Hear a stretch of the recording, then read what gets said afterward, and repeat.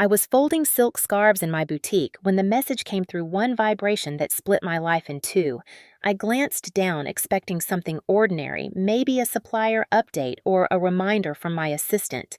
Instead, it was from David, my husband of 8 years, the man who once promised forever under a white gazebo with trembling hands and a practiced smile. His words hit harder than any slap could. I am leaving you. Do not bother calling. I drained our joint account.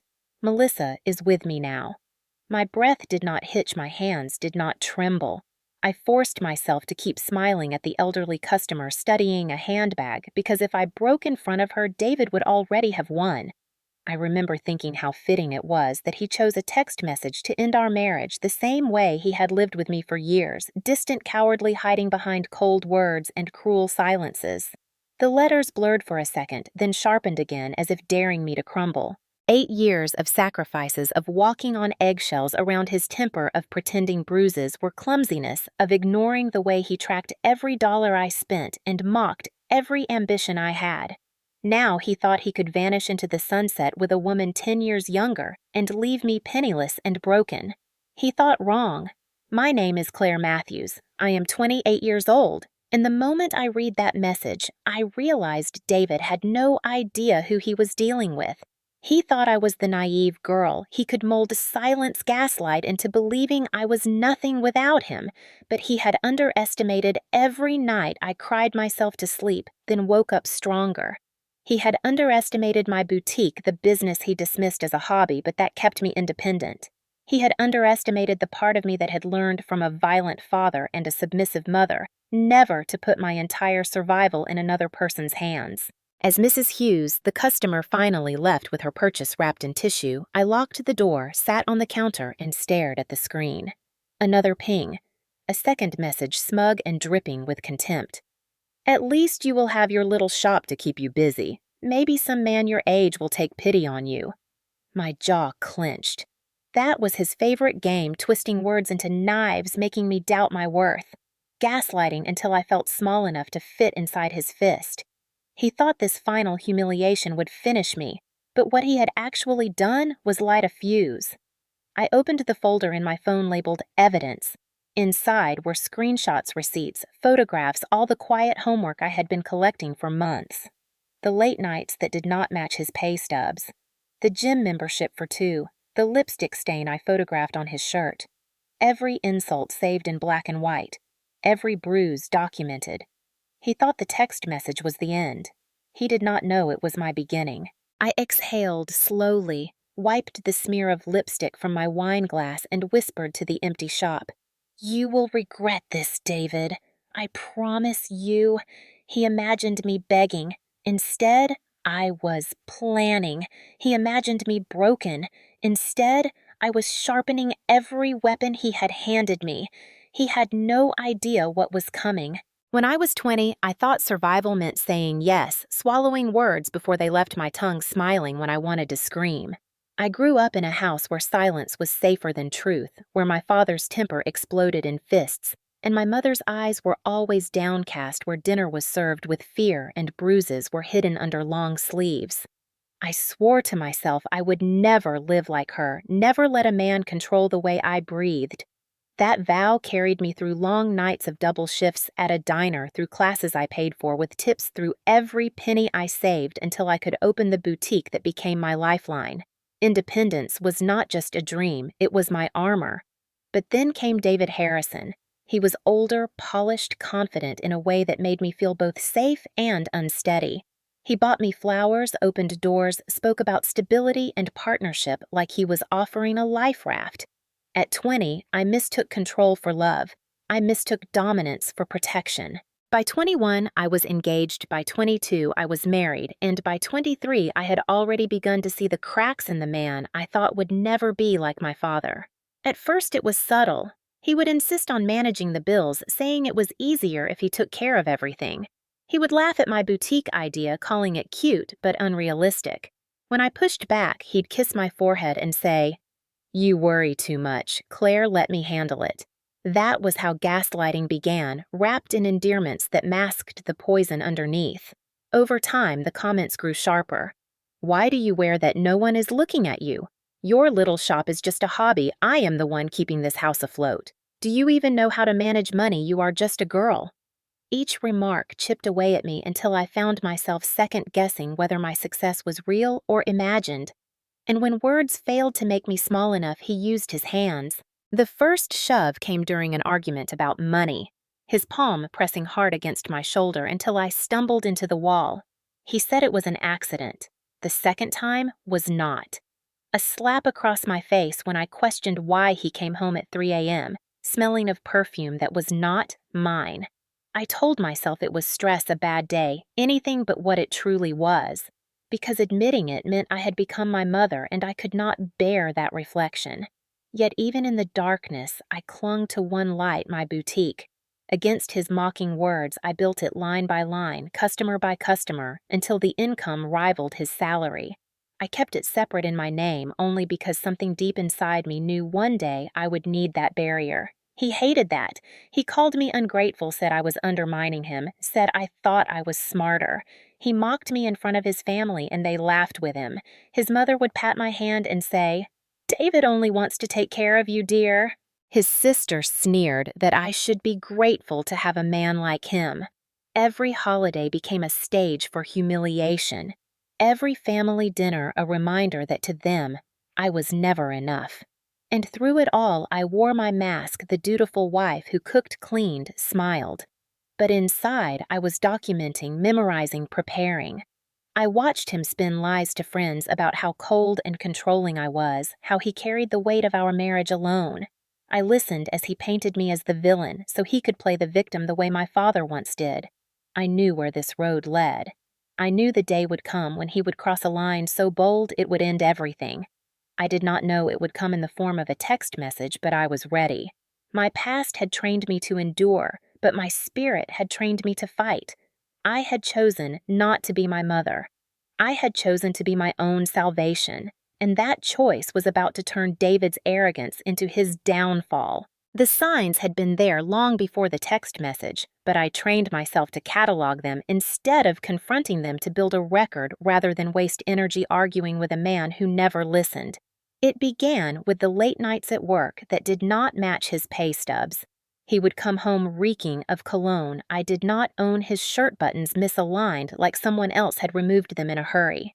Once, I found a lipstick smear so bright and foreign against his white collar that I took a photograph before he could toss it in the laundry. Then came the financial shifts, the sudden password changes on his phone, the insistence that we merge our accounts so he could streamline things as though my independence was a problem to be solved. I smiled, agreed, even kissed him on the cheek, while at the bank, I quietly transferred my savings to an account in my name only. He never noticed. He was too busy flexing in the gym mirror buying clothes 2 sizes too small, convincing himself that a 40-year-old man could rewrite time by surrounding himself with 20-year-old laughter. When the receipts started stacking up dinners for 2 at restaurants he told me he could not afford. With me hotel charges on nights he swore he was working, I stopped asking questions. I started collecting proof. I created a folder on my phone labeled Simply Work. Hidden behind dull spreadsheets where I saved screenshots of every suspicious charge, every cruel message he sent when he was drunk and thought degrading me was a sport. I learned to smile at his stories nod when he bragged about promotions that never came, and behind closed doors, I made copies of our financial statements receipts from his hidden credit cards, even the anonymous hotel loyalty points he forgot to erase from the inbox. One night, I caught him off guard when he stumbled home too late, the scent of cheap perfume clinging to him. He shoved me when I pressed for answers, the force sending me into the corner of the counter, leaving a bruise that took weeks to fade. I stared at myself in the mirror afterward, holding my phone to photograph the mark, whispering, "This is evidence, not defeat." That was the turning point. That was the night I called a lawyer. I remember sitting in her office, hands clenched around the file of documents, explaining that I was not ready to file yet, but I needed to know my rights. I needed to know how to protect my business, my house, my future. She listened, nodded, and told me exactly what steps to take. I followed each one. Quietly, patiently, I became the architect of my own protection. I refused to share the deed of my grandmother's house despite David's constant demands to add his name. I kept my boutique legally separate incorporated under my name, only its profits untouched by our joint account. I documented everything down to the smug text messages where he belittled me, the comments where he called me old at 28 and mocked my shop as childish. To anyone else, it might have seemed obsessive paranoid even, but I had lived through gaslighting long enough to recognize the difference between paranoia and preparation. I was not paranoid. I was ready. He thought he was the only one playing the game, but while he strutted in front of mirrors and whispered lies to his receptionist Melissa, I was writing the script for his downfall. Every time he underestimated me, every time he laughed at my boutique or rolled his eyes at my careful bookkeeping, he gave me another brick to build the wall that would eventually crush him. He did not know that his arrogance was my shield. He did not know that the more he tried to erase me, the clearer I became. I smiled at his sneers, nodded at his insults, and behind closed doors, I filed them away like weapons waiting for their moment. By the time that text message arrived, by the time he thought he had orchestrated the perfect exit with his younger mistress and my stolen money, the truth was already set. I had been planning my counterattack for months.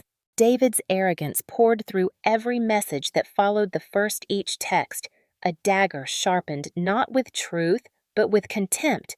He wrote as if I were a child in need of scolding, mocking me for daring to think I could survive without him.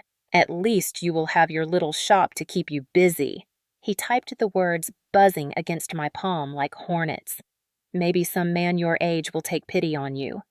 I stared at the glowing screen, my pulse steady, not because his cruelty no longer stung, but because I had already learned to channel the sting into steel. His words did not break me, they fortified me.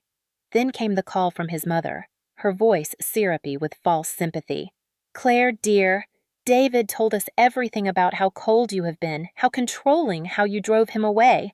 He says you are being vindictive now, causing problems with his travel plans." I could hear the self-righteous judgment dripping through the line, as though I had ruined her perfect son's chance at happiness, as though I should apologize for existing.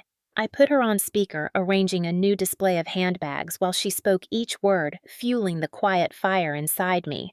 Did he mention emptying our joint account, I asked evenly, or maybe the tickets he booked for himself and Melissa using my credit card? Silence crackled. Then came her weak defense. "Well," he said, "you left him no choice, that you were distant, that you froze him out." My lips curled into a smile. No one could see. "I have his texts, Barbara. Would you like me to read them to you? The ones where he bragged about stealing our money, the ones where he mocked my age." The pause on the other end was thick with realization, the first crack in their blind loyalty. "He did seem a bit cruel," she murmured at last. I told him that message was inappropriate. I thanked her politely, told her my lawyer advised minimal contact during proceedings, and ended the call. Because by then, it was not about convincing them. It was about watching their loyalty crumble on its own. And crumble it did. Within hours, his sister Amanda was spreading gossip through mutual friends' gossip that revealed the cracks in David's grand escape. Word reached me that he and Melissa were stuck at a budget motel near the airport, their glamorous Miami getaway derailed, when the airline refused their tickets and the hotel canceled their reservation. David tried using his personal credit cards, but they had been maxed out for months. Something I already knew from the statements I had photocopied evidence of his desperation long before he admitted it to anyone else. Yet even stranded in mediocrity, his arrogance did not dim. He flooded my phone with messages swinging between condescension and fury. "I have been planning this for months. Melissa understands me in ways you never could. You will be fine. Maybe you will find someone more your age. Already told my family they agree. We grew apart. It is nobody's fault, really." I screenshotted each one, adding them to the growing evidence folder, letting him dig his grave with every smug keystroke. He thought he was controlling the narrative, but each boast was a rope tightening around his neck. One message in particular gleamed like gold. "By the way, I used the joint card to book our flights and hotel. Consider it my parting gift, LOL." I did not reply. I called the credit card company, my voice calm, professional, while inside my chest burned with the satisfaction of flipping his arrogance back onto him. "2 first-class tickets to Miami booked today," I said. "Hotel charges at the Royal Palm. I would like to report fraudulent charges and remove my husband as an authorized user. When the representative asked if I had documentation, I smiled. Yes, I have text messages from my husband admitting he used our JoinT card to book travel with his girlfriend after emptying our bank account. I will forward them to you. The representative tried to maintain a neutral tone, but I heard the satisfaction in her voice when she confirmed the charges had been canceled. I imagined David and Melissa striding into the airport with smug smiles only to be told their tickets were invalid, their hotel reservation void. I imagined the tantrum, the curses, the humiliation. That picture kept me warm that night. Still, his arrogance persisted. Another text pinged through hours later, bold in its delusion. Do not worry about the house. I will let you stay there until you find something smaller. My laugh echoed off the boutique walls, sharp and bitter. My grandmother's house in my name alone, the house he had begged me to add him to the deed of for years. He thought he was being generous, offering me shelter in what was never his. Another message followed, dripping with condescension. I know the shop means a lot to you. We can work out a fair payment for your half. My half. The boutique I had built from nothing, the boutique he had ridiculed as a hobby, the boutique whose profits had eclipsed his salary long ago. I poured myself a glass of wine, the expensive bottle I had been saving for a special occasion. This qualified. Every arrogant word he wrote, every attempt to gaslight me into believing I was small, became another toast to his downfall. I sat in the quiet, scrolling through the stream of messages, each more delusional than the last. You will regret being so vindictive. Can we work something out? That business would be nothing without my support. I forwarded them all to my lawyer, each one another nail in his coffin. David thought arrogance was power. He did not realize arrogance was evidence, and evidence in the hands of a woman he had underestimated was lethal. He strutted like a king in exile, boasting of victories that never existed, blind to the fact that every move he made was already in my file, ready to be presented under fluorescent courtroom lights. He thought the text message was his grand finale, his final act of control. But it was only the prologue of a story where I would write the ending and he would choke on every word. The morning after his triumphant messages, I woke to the vibration of another barrage. His tone, different now, sharper, tinged with panic. What the hell did you do to the credit card? The airline will not honor our tickets. The hotel canceled our reservation. Answer me now. I placed my phone face down on the counter and sipped my coffee. Outside, the sun rose over the boutique's front window, casting golden light on the handbags I had arranged the night before, a picture of order against the chaos he had tried to create. I did not answer. Silence was my weapon now. Every unanswered message fed his frenzy. Every calm breath I took widened the gap between his desperation and my control. Around noon, his mother called again, her voice stripped of the syrupy sympathy she had used before, now tight and accusatory. Claire, he says you are sabotaging him, that you froze the accounts, that you are trying to ruin his life. I set the phone on speaker and continued unpacking a shipment of new dresses. Did he mention he emptied our joint account, I asked lightly, or that he used our shared credit card to fund a vacation with his mistress? Silence pressed through the line. Finally, she whispered, he told us you were being unreasonable, that you had left him no choice. My lips curled. I have his texts, Barbara. Would you like to hear the one where he bragged about stealing our money, or perhaps the one where he mocked my age? She stammered something about misunderstanding and ended the call quickly. I could almost hear the cracks spreading in their blind faith. By late afternoon, my lawyer phoned with an update, her voice brisk but tinged with satisfaction. The emergency hearing is scheduled for Monday, she said. Given his admissions in writing, we are in an excellent position to freeze all remaining assets. Has he been served yet? I asked. Not yet, but he will be in soon. His girlfriend's social media is doing half our job for us, she added. She is posting about their grand adventure, tagging him in photos, gushing about freedom. Each post is evidence. I smiled, picturing Melissa snapping selfies in a motel room instead of a 5-star suite, oblivious to the fact she was documenting fraud for a courtroom. That night, while David fumed into my inbox, I sorted the thick file of evidence. I had built copies of his pay stubs that never matched his spending hotel receipts. Photographs of bruises, the sneering texts where he reduced my business to a joke. He thought he was clever hiding behind lies, but he left a trail of arrogance too bright to miss. I labeled folders, highlighted dates, cross-referenced charges with his fabricated alibis. It was tedious, meticulous, but it was power, and power was something he had tried to strip from me for years. Now it was mine.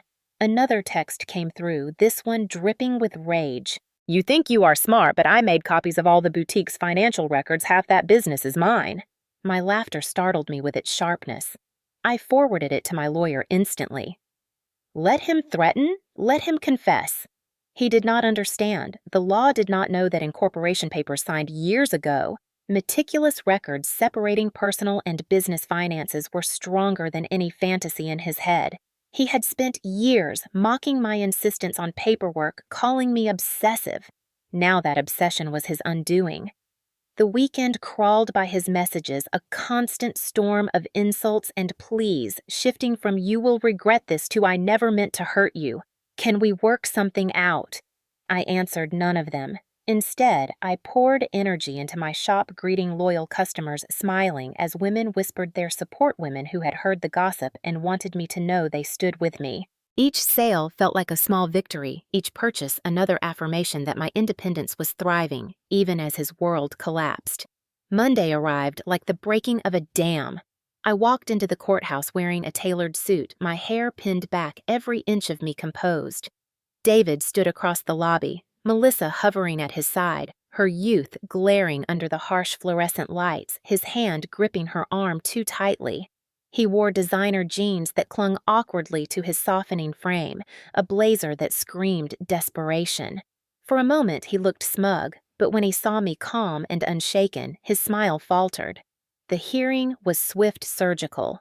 My lawyer presented our evidence methodically, the text messages where he boasted of emptying accounts, the receipts of his fraudulent charges, the documented history of hidden expenses, the photographs of injuries. The judge's eyes hardened with each piece laid out, every arrogant boast transformed into a nail in David's coffin. His lawyer, clearly hired in haste, tried to spin a story. My client admits to some rash decisions, but Mrs. Matthews has been vindictive and calculating. Calculating, my lawyer countered smoothly. You mean prudent. My client protected her separate assets, maintained detailed records, and consulted counsel months before any of this because she recognized his suspicious behavior. That is not vindictive. That is intelligent. The judge turned to David, his voice steady but laced with disdain. Mr. Harrison, you admit to deliberately emptying a joint account and using shared credit cards to fund a trip with your girlfriend. Do you deny this? David shifted in his seat, sweat glistening at his temples. I was just trying to make a clean break, he muttered. By committing financial fraud, the judge pressed. The courtroom was silent except for the ticking clock. David stammered, tried to invoke entitlement to my business, claiming moral support as contribution. My lawyer silenced him with copies of incorporation documents, bank statements, tax filings. The boutique was mine before the marriage, mine during mine after. The judge delivered his verdict with finality. All shared assets are frozen pending dissolution. Mr. Harrison is ordered to return funds removed from joint accounts within 24 hours. Furthermore, this court takes a dim view of financial misconduct coupled with documented abuse. Protective measures will be enforced. David's face crumpled, his arrogance bleeding out under the weight of the ruling. He tried to protest, but Melissa pulled away from him, her expression caught between embarrassment and dawning clarity. Outside the courtroom, I heard her hiss, "You told me this was under control." His answer drowned beneath the echo of my heels clicking against marble, the sound of victory he could not silence. That was the moment his reign ended. He thought he could discard me with a text and a theft. Instead, he had walked willingly into the trap I built, with patience, evidence, and resolve.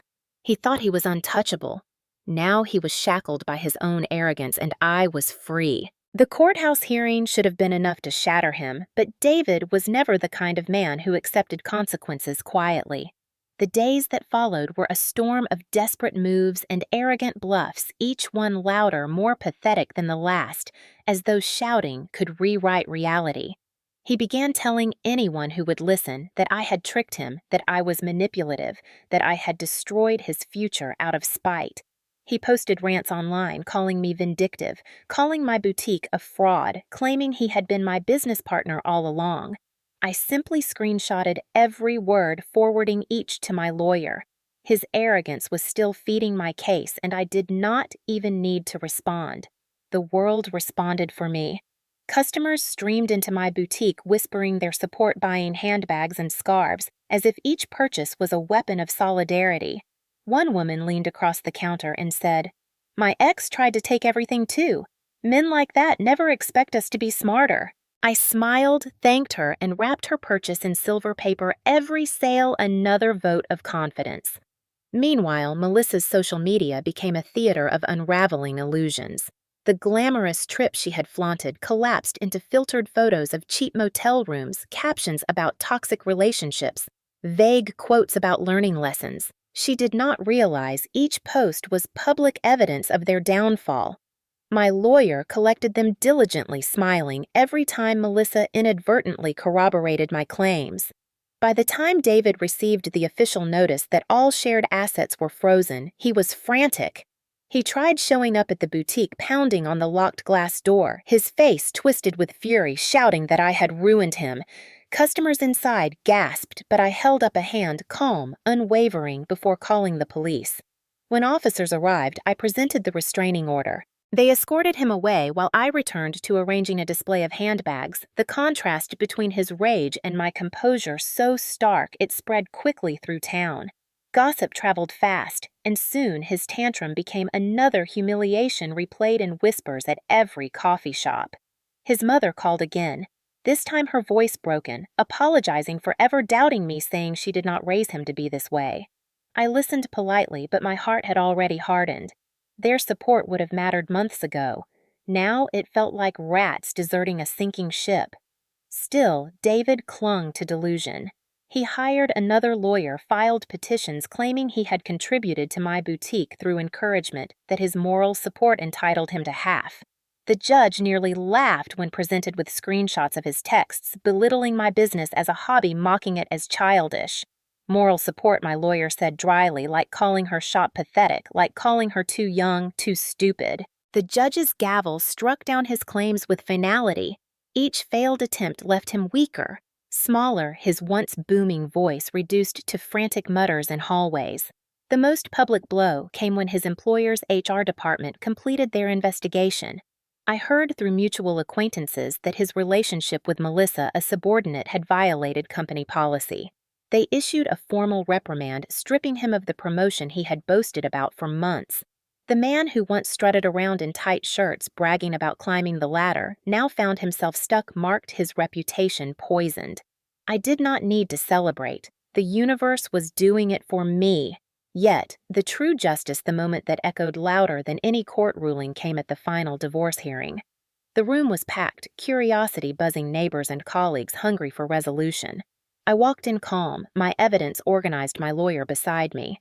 David arrived late, his suit ill-fitting, his hair disheveled, the bravado gone, but arrogance still simmering.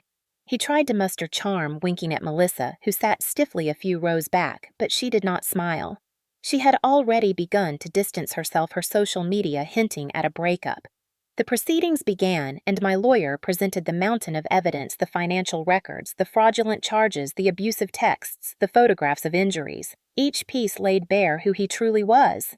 David squirmed, interrupted, tried to paint himself as a victim, but the judge silenced him with a glare. "Mr. Harrison, you chose to betray your wife not only emotionally but financially. You mocked her age, her career, her independence, and now you expect this court to reward you for it. That is not justice. That is delusion." The words rang through the chamber, each syllable stripping him of the last veneer of control. When the final ruling was delivered, it was devastating for him, liberating for me. I kept the house, my grandmother's legacy, untouched. I kept the boutique, my creation, shielded by years of foresight. I kept my separate savings safeguarded by preparation. He was left with personal possessions and a car worth less than its debt. As the gavel struck, I felt something uncoil inside me, years of fear and silence dissolving into a quiet triumph. Outside the courthouse, cameras waited, local reporters hungry for sound bites. They swarmed him first, microphones thrust forward. "David, How do you respond to the ruling?" His face twisted, his words venomous. "She destroyed me, she planned this, she set me up." But the more he shouted, the more foolish he looked, a man unraveling in broad daylight. Then they turned to me. I simply smiled and said, "Sometimes preparation is the best protection." Then I walked away, heels clicking each step a punctuation mark on the story he thought he controlled. Behind me, Melissa slipped from the crowd, her face pale, her eyes avoiding his. She would be gone by the end of the week, leaving him alone with his failures. The image of him standing there abandoned, shouting at the press while I walked calmly into my future, was the clearest picture of justice I could have imagined. He wanted a public spectacle. He got one. But it was not the triumph he fantasized about. It was the funeral of his arrogance and the birth of my freedom. After the final gavel came down and the courthouse emptied of whispers and reporters, I thought perhaps David would retreat into silence, lick his wounds in private, and accept the ruins he had built. But men like David never accept responsibility. They look for scapegoats to wear their shame. The weeks after the hearing became a theater of his collapse, each act more pitiful than the last. Word spread quickly that his company, tired of the drama and the HR violations, had passed him over permanently for promotion. He stormed into the office demanding explanations, only to be escorted out by security after shouting that he was the victim of age discrimination. His complaint was added to his personnel file as another mark against him. Soon after, gossip trickled through the small-town grapevine that he had been placed on probation. His projects reassigned his reputation in tatters. Melissa, once eager to parade him on her arm, began posting vague quotes about betrayal and toxic men. Within weeks, her profile picture changed his presence, scrubbed from her feed as though he had never existed. Someone sent me a screenshot of her update, a caption that read, "Sometimes you realize the person who promised the world only wanted to steal yours." I could not help but smile at the irony. David, abandoned by the very girl he thought would validate his midlife delusion, now lived in his childhood bedroom, a 40-year-old man reduced to slamming doors at his mother's house.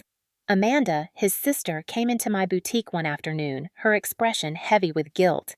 She traced her fingers over a silk scarf before whispering, "I know we did not support you, that we believed him when he said you were cold and controlling. But watching him unravel, seeing the proof of his cruelty, I am ashamed we ever doubted you."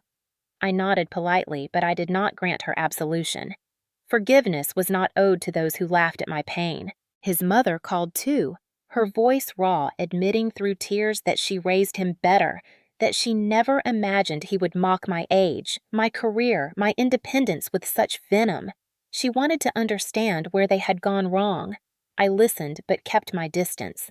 Their family drama was no longer mine to manage. Meanwhile, my boutique thrived in a way that almost felt poetic. Customers who had read about the court case came in to show solidarity, leaving with far more than they planned to buy. Local magazines began featuring me as a story not of betrayal, but of resilience, a young entrepreneur who protected her assets and triumphed against abuse. I was invited to speak at community events, sharing advice about financial independence, about recognizing gaslighting before it consumed you.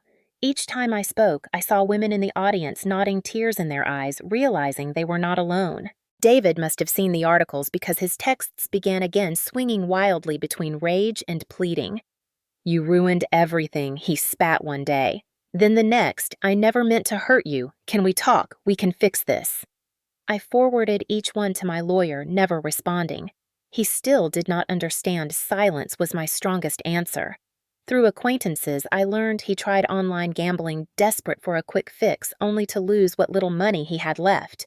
He signed up for a pyramid scheme that promised fast returns, dragging what remained of his dignity through the mud. Every attempt to rebuild became another step into quicksand. The more he flailed, the deeper he sank. His friends distanced themselves, tired of the constant blame shifting. His colleagues avoided him, whispers of his disgrace echoing in every corridor. I, on the other hand, expanded. I opened a second boutique, then began planning for a third. The girl he once mocked as naive now employed teams, managed profits, signed contracts that carried my name alone. And still he festered in bitterness. Amanda told me he sat in their mother's kitchen ranting about my supposed vindictiveness, about how I set him up, how I destroyed his future. She said even their mother had stopped defending him, finally seeing the man he truly was. His arrogance had blinded him, but consequences forced her eyes open. I would be lying if I said I felt pity. What I felt was closure. For years, he gaslit me into believing I was nothing without him. Now the world saw the truth. He was nothing without me. 2 years after that text message split my life apart, I stood in the grand opening of my third boutique cameras, flashing reporters asking about expansion plans, employees bustling with pride. The event was supposed to be about business, about resilience, but to me, it was more than that. It was the living proof that everything David had tried to belittle had become the empire he never imagined I could build. As I cut the ribbon with silver scissors, I thought of the words he once typed. Have fun with your little shop, at least it will keep you busy in your old age.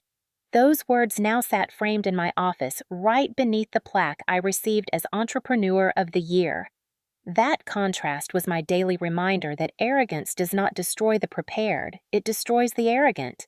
Midway through the celebration, a familiar figure slipped through the crowd. Melissa, thinner, quieter, her once bright smile dulled by regret. She approached slowly, clutching her purse like a shield, and when she spoke, her voice trembled. I owe you an apology, she said.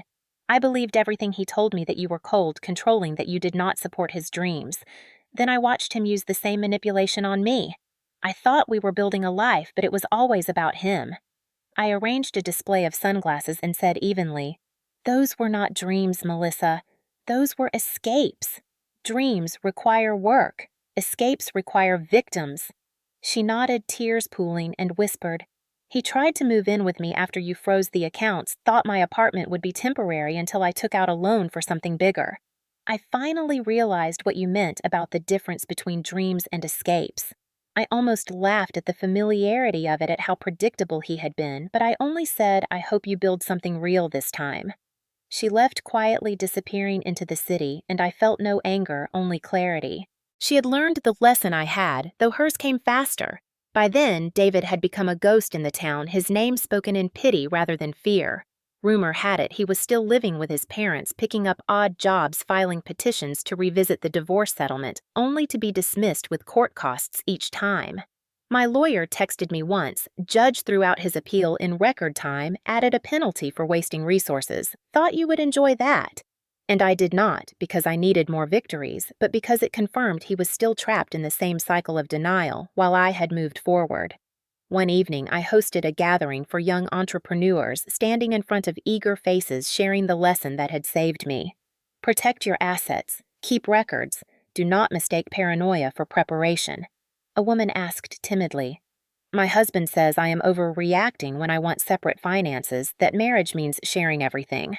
I smiled the kind of smile that came from scars healed into strength and said, My ex-husband said the same thing, right up until he tried to claim half my business. Trust your instincts. Protection is not paranoia. Applause filled the room, and I felt the weight of legacy settle on my shoulders. It was no longer just about me. It was about every woman who needed to hear that survival and success were possible. At the 5-year anniversary of my original boutique, I hosted a celebration. The shop transformed into a glittering flagship. Employees and customers gathered in joy. As I addressed them, I caught sight of Barbara David's mother standing quietly in the back. After the crowd dispersed, she approached, smoothing a dress she had bought from my store, her eyes tired but sincere. I saw David yesterday, she admitted. He was talking about his glory days, about the life he could have had. He still does not understand that he did not lose everything in the divorce. He threw it away. I thanked her softly and turned back to my employees, my eyes catching the reflection in the glass. I no longer saw the trembling girl who once mistook control for love. I saw a woman forged by fire, steady, unshaken, stronger than ever. David had thought his text message was the ending to my story. In truth, it was the beginning. He thought he could define me by betrayal, but I had defined myself by resilience.